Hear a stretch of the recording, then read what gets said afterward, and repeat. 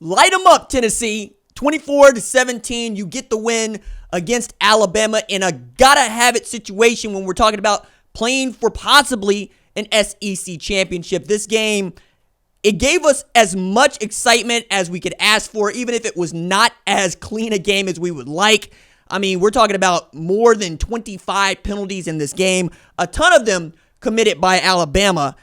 I wanted to really stress, though, Dylan Sampson is the difference maker for the Tennessee Volunteers this year. Thought it was Nico Iamaleava, but here of the last few games, the offense, particularly the passing attack, has seemed to just stall. And I'm not quite sure what it is about Nico that has changed since SEC play began. But since SEC play began, he just hasn't looked great.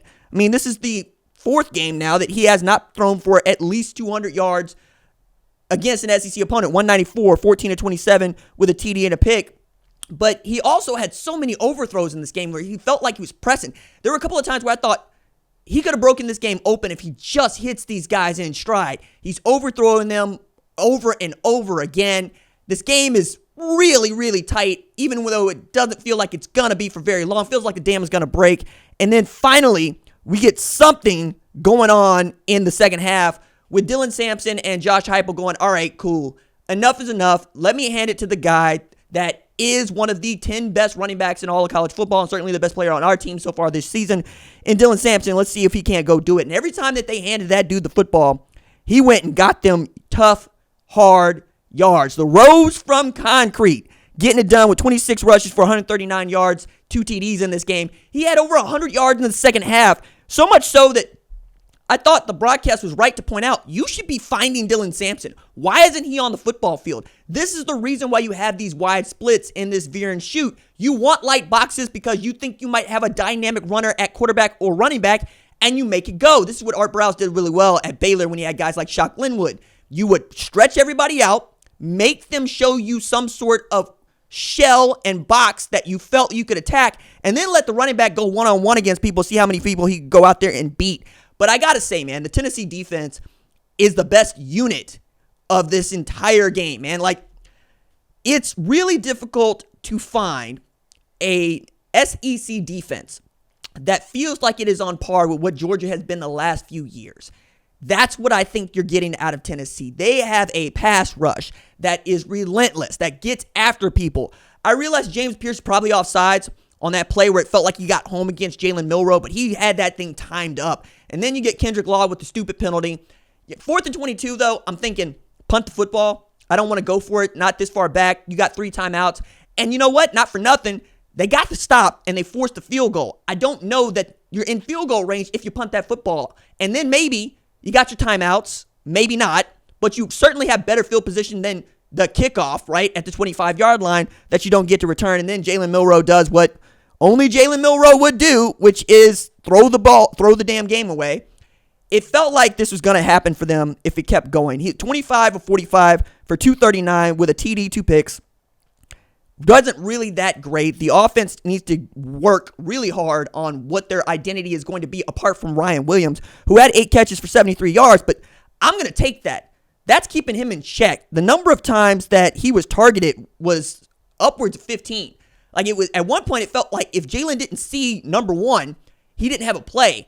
And if he didn't see his first option was, say, Jeremy Bernard or CJ Dupree, he was going to try to find 2.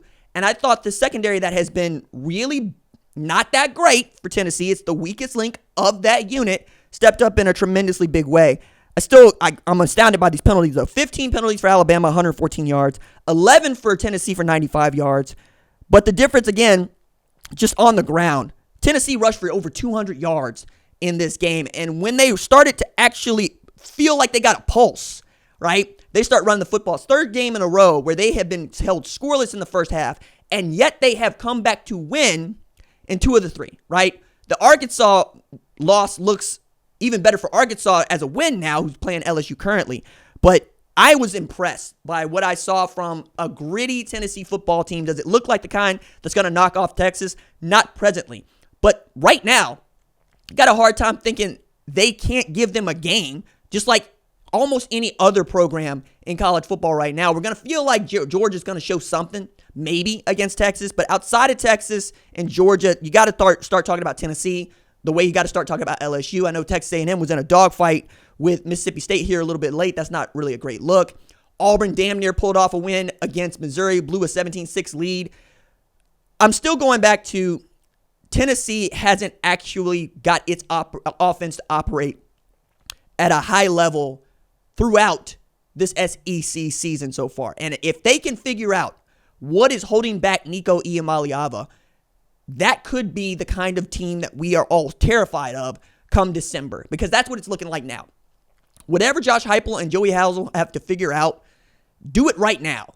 Because what I was seeing was you're max protecting, you're sending 3 guys out in routes, and he's forcing the football. Or you got guys that are butt naked open, and he just can't throw an open man the football. That's a mechanics issue. That's a pressing issue. That's not a scheme issue. Also, this is the game for which it finally sunk into me that we're talking about Nico Iamaleava on his 7th start and how spoiled we were with Joe Milton having to figure it out at Michigan, figure out what it wasn't, sitting behind Hendon Hooker, and then Hendon Hooker being as great as he was because they could go at warp speed with such a veteran presence at quarterback in Milton and Hendon Hooker a couple years ago. They're having to slow down for Nico. They're having to, hey, it's okay. We don't need to go at warp speed.